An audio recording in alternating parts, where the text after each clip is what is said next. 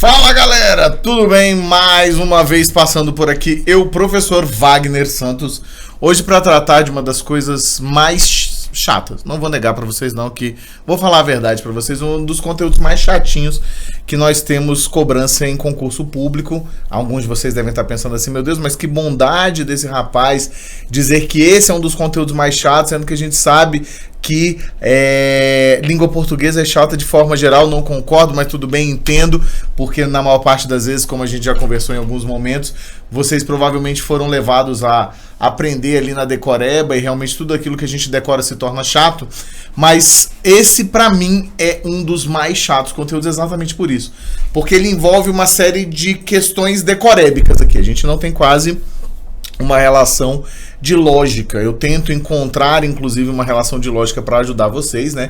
Para passar para vocês, para que vocês possam compreender essa forma, vamos dizer, de tratar, né? Que é a redação oficial. E percebendo algumas nuances e alguns objetivos e principalmente como é que se organiza essa parte de redação oficial, fica um pouco mais fácil. Só que o que acontece? Como a gente está lidando realmente com uma relação de um modelo pronto, né, um modelo pré-definido, a gente acaba tendo que entrar um pouco nessa parte da decoreba, a gente acaba tendo que entrar um pouco nessa parte da memorização, vamos dizer.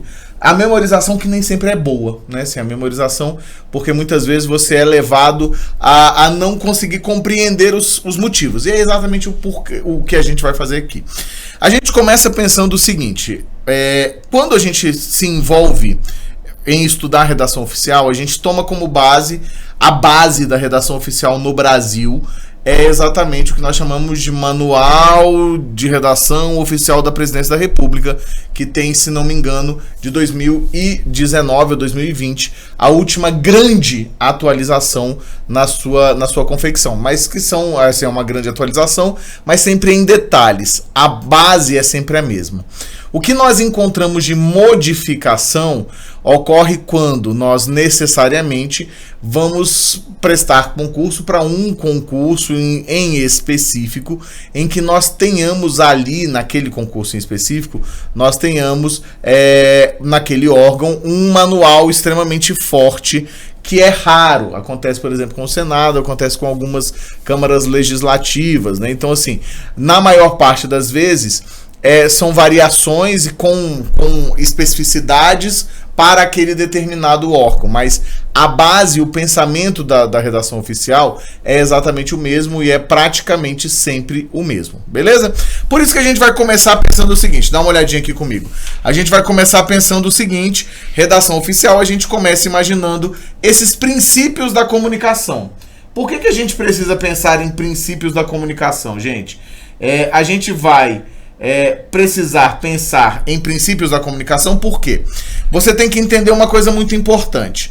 Toda vez que a gente tem um ato comunicativo, a gente vai ter um emissor e um receptor. O que basicamente a gente está falando quando o assunto é redação oficial?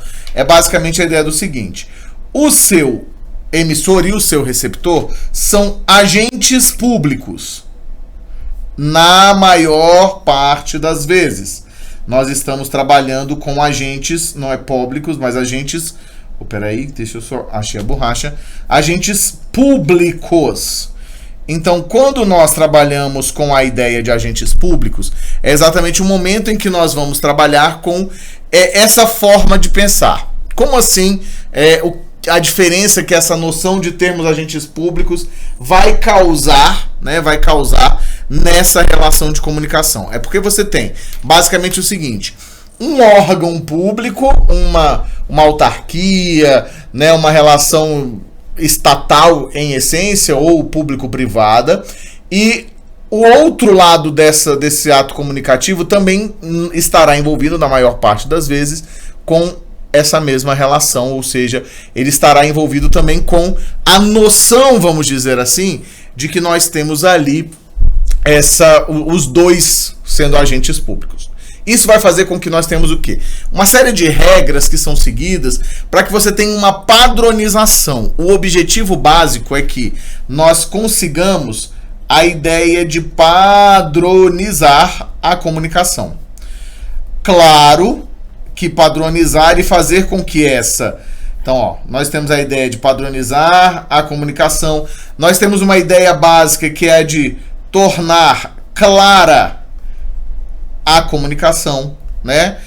E aí você vai partir da ideia do seguinte: ela não pode fazer com que, como a gente está trabalhando com o agente público, ele não pode perder muito tempo do dia dele, muito tempo de serviço com o processo comunicativo. Ele precisa fazer o quê? Ele precisa entender, vamos dizer assim, como é que está se dando aquele processo comunicativo ali, o que está sendo trazido, e essa compreensão precisa ocorrer de maneira mais veloz. Como precisa acontecer de uma maneira mais veloz, a gente coloca determinadas regras. Então você vai perceber o seguinte: existem regras que estão relacionadas diretamente com o quê? Com a forma como você vai escrever, mas mais do que isso. Se preocupa num primeiro momento, né? Assim, nós vamos nos preocupar num primeiro momento com a ideia de que eu preciso ter necessariamente, né? Eu preciso ter necessariamente características e qualidades dentro daquele ato comunicativo, dentro daquele texto, que façam com que a comunicação aconteça de forma mais efetiva e prática. Então, a prática e a efetividade são duas características essenciais a essa noção aqui da do nosso texto de redação oficial. Então, redação oficial, você vai partir de uma série de princípios que começam aqui. Eu tenho emissor e receptor. Esse emissor, então, como você bem sabe, ele é o responsável pelo envio, né? Então, aqui, ó, eu tenho o envio da mensagem e a recepção dessa mensagem. Então, o que vai acontecer? Obviamente, como você já deve imaginar, você vai precisar que a mensagem que sai desse emissor seja plenamente entendida pelo receptor, e mais do que isso, ela precisa ser... Não pode perder tempo, né? Assim, a gente trabalha com a ideia de que o receptor deve necessariamente... Então, ó, o receptor deve necessariamente... Então, aí agora é aquela história que eu falo para vocês, né? A gente está tentando transformar em uma coisa mais lógica para vocês, né? A gente está tentando transformar em alguma coisa que seja mais objetiva. Então, ó, o receptor deve necessariamente compreender a mensagem de forma clara. Então, ó, compreender a mensagem de forma clara. Ok? Pegou aí, ó, de forma clara e objetiva. A ideia é exatamente que nós não tenhamos perda de tempo para que aquela mensagem se concretize, para que aquela mensagem se torne uma realidade em meio à vida, vamos dizer assim, né? Em meio ao dia, ao momento de trabalho. E aí faz muito sentido. Quando você para pensar dessa forma, você percebe o quanto de sentido isso faz. Por quê? Olha só o que a gente tem. Você vai tentar fazer o quê? Você vai pegar, vai enviar uma comunicação para um par, para um ente, né? Assim, ou para um par dentro do seu próprio órgão, ou para um par de um outro órgão, e você vai precisar que essa mensagem faça com que aquela outra pessoa não perca tempo. Ela tem um trabalho a cumprir, ela tem um trabalho a fazer. Então, quanto menos tempo eu coloco, né, eu faço essa pessoa perder, melhor será. Entende qual é o princípio básico que a gente está trabalhando aqui? É exatamente esse. Eu não posso fazer com que essa pessoa perca tempo. Né? Essa perda de tempo, ela acaba acontecendo a partir de uma relação de que você olha ali e você fala: meu Deus do céu, o que aconteceu aqui? O cara ficou um dia inteiro para compreender um memorando que ele recebeu. Não pode funcionar assim.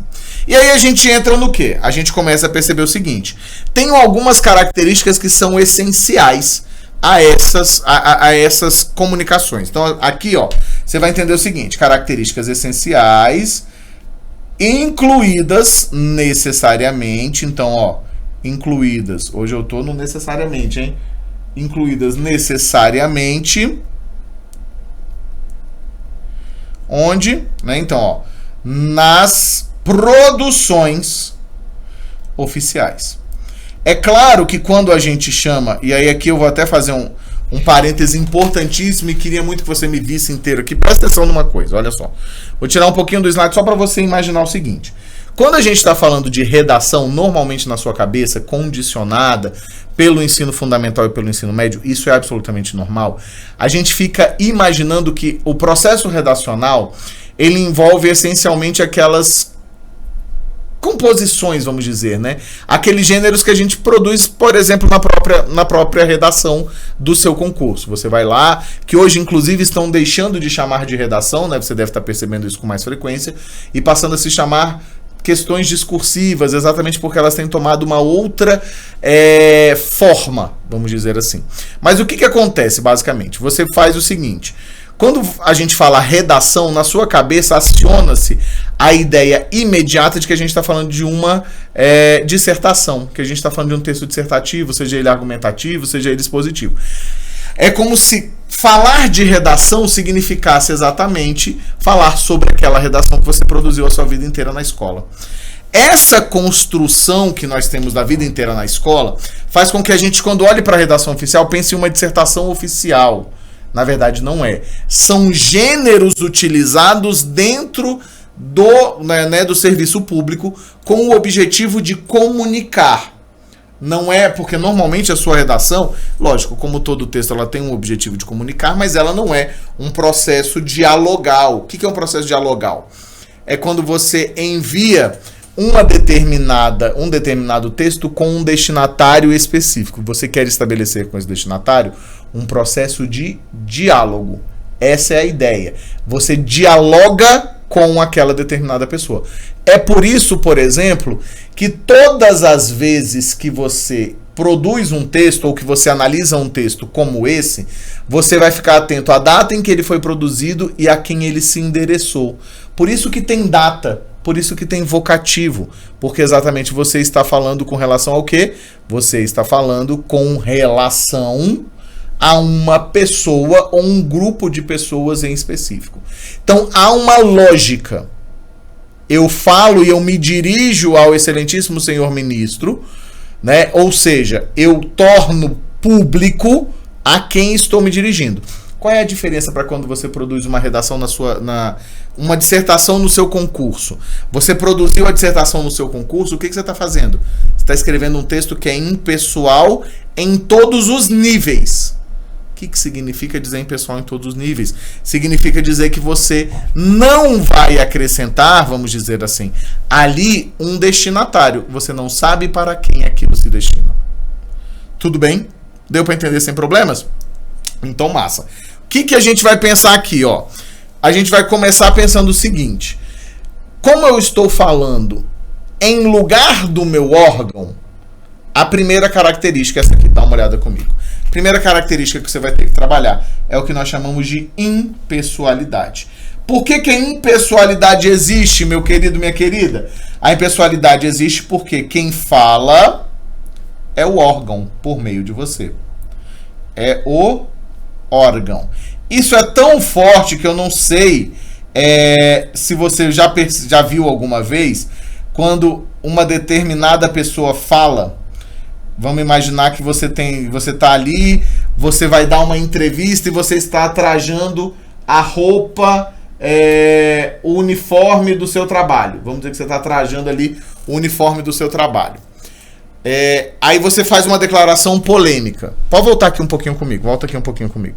Você faz uma declaração polêmica. Vamos dizer, eu tô aqui, ó. Vamos pegar o exemplo Wagner, lógico que esse não é um órgão público, né? Mas eu tô aqui com a camisa do Processos, é do lado de cá. Eu tô aqui, ó, Processos aqui. E aí o que é? Do lado do coração. O que acontece aqui? Eu vou e dou uma entrevista. Aí eu falo um monte de coisas. Por exemplo, eu tenho um discurso político engajado para qualquer um dos lados. Ou então eu tenho um discurso racista, eu tenho um discurso homofóbico, um discurso machista. Eu estou representando, pela forma como eu estou vestido, a empresa da qual eu faço parte. Porque a identificação é visual, a identificação é imediata. O que vai acontecer? Se isso toma proporções muito grandes, olha só que doideira. Ao tomar proporções muito grandes, o próprio Processos vem a público, normalmente por meio hoje das suas redes sociais, e dizer que o funcionário Wagner Santos, o mais lindo, ele não fala em nome da empresa. Ou seja, é mais ou menos aquela história de tirou-se ali a responsabilidade da empresa. Ele estava vestido somente como alguém da empresa, mas ele não fala pela empresa.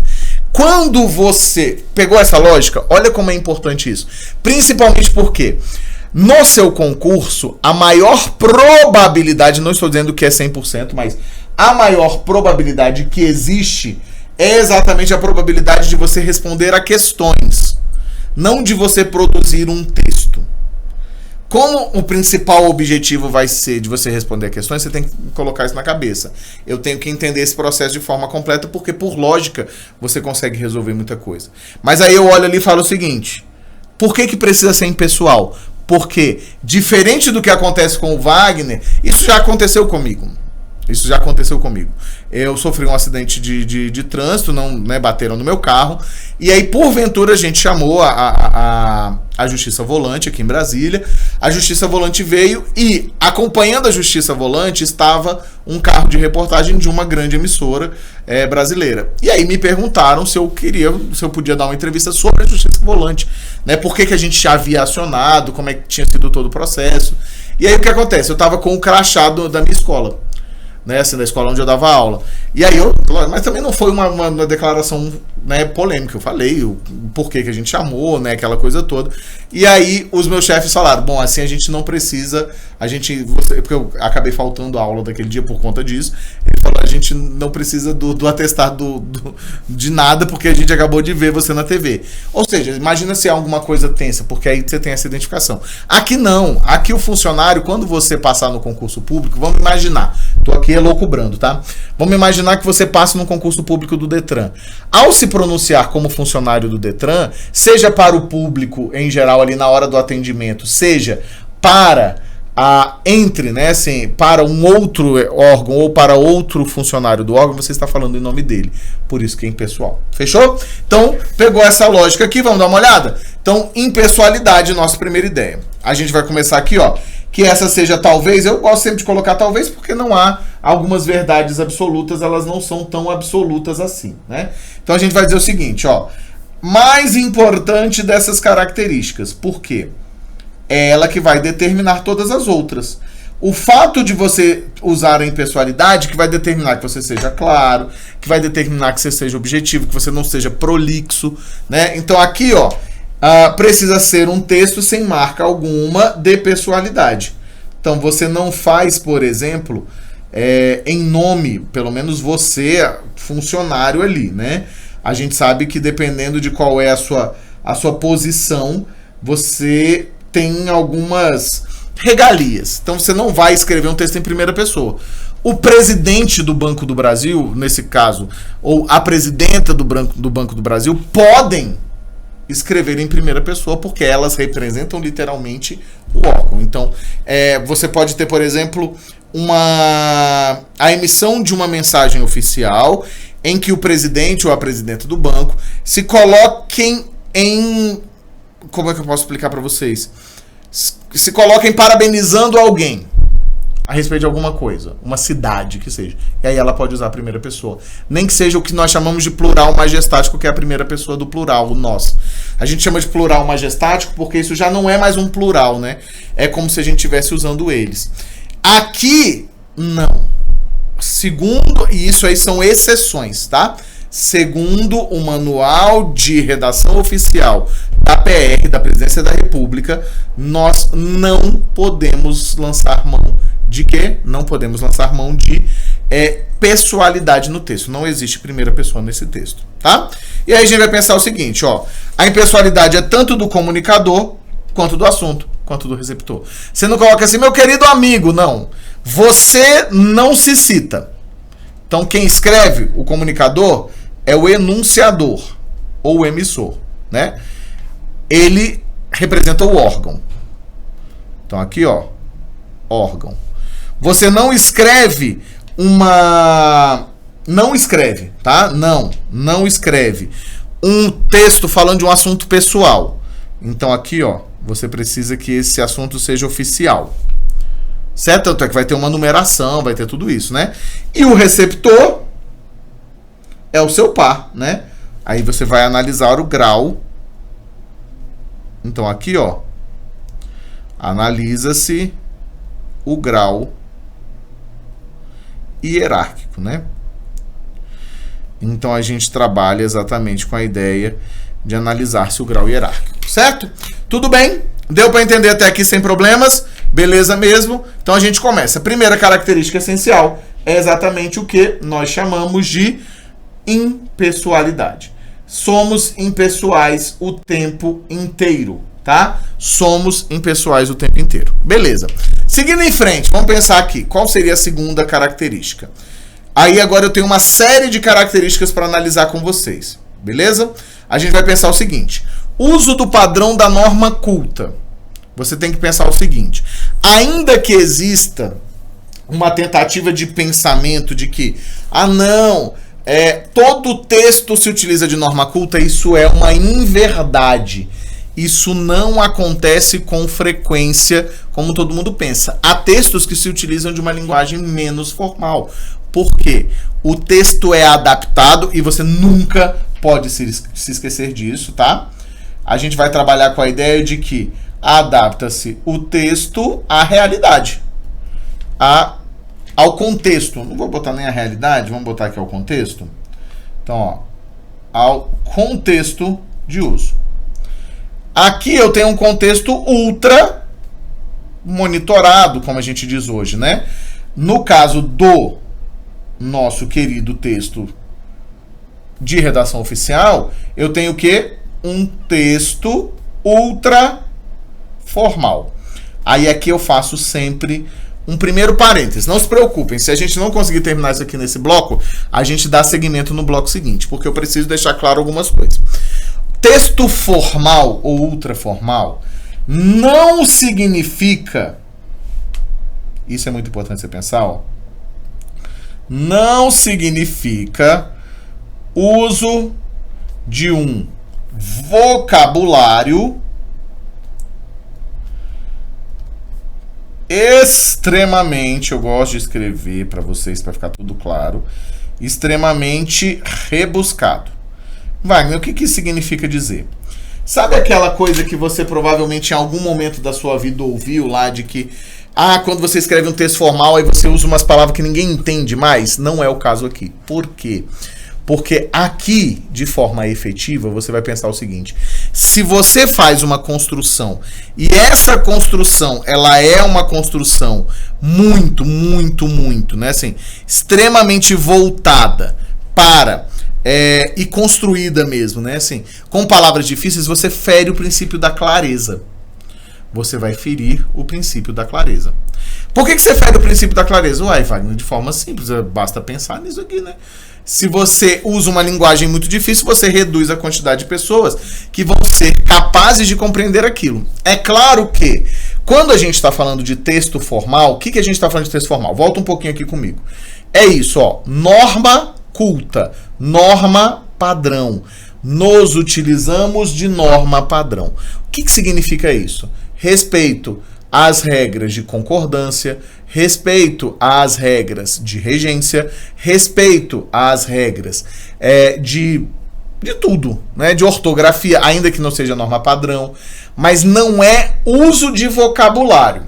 É claro, antes que você esteja aí sofrendo, e aí isso é muito comum dentro da língua, né? A gente tem, eu sempre costumo dizer que assim, como nós somos usuários muito frequentes da língua, e como nós somos usuários muito bons da língua, mesmo que você às vezes não se considere, não existe essa história de saber mais ou menos português, você sabe mais ou menos norma culta. Português, se você é falante de português, você sabe tanto quanto eu.